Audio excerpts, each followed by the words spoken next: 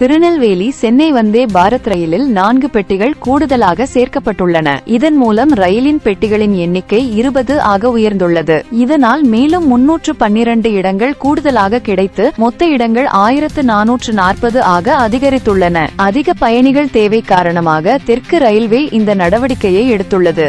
மும்பை திவா ரயில் நிலையத்தில் ரயிலின் மேற்கூரையில் பயணித்த ஒருவர் மின்கம்பியில் உரசி மின்சாரம் தாக்கி தீக்காயமடைந்தார். உடனடியாக மருத்துவமனையில் அனுமதிக்கப்பட்ட அவருக்கு தீவிர சிகிச்சை அளிக்கப்பட்டு வருகிறது. இச்சம்பவத்தால் ரயில் சேவை 26 நிமிடங்கள் தாமதமானது. ரயில் மேற்கூரையில் பயணிப்பதை தவிர்க்குமாறு ரயில்வே துறை எச்சரித்துள்ளது.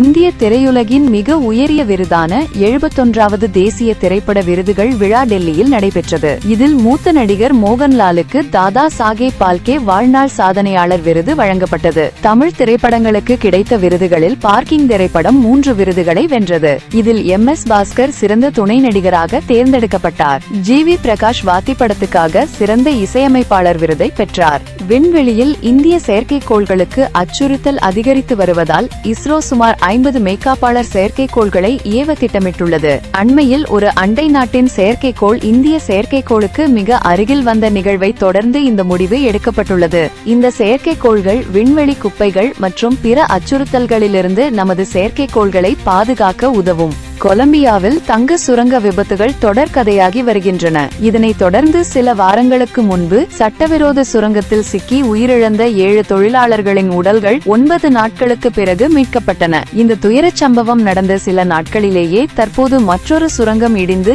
20க்கும் மேற்பட்ட தொழிலாளர்கள் சிக்கியுள்ளது அதிர்ச்சியை ஏற்படுத்தியுள்ளது. இடிபாடுகளுக்குள் சிக்கிய தொழிலாளர்களின் நிலை என்ன என்பது தெரியவில்லை. நன்றி. வீரஜ் பிரைம் டிவி உடன் இணைந்திருங்கள்.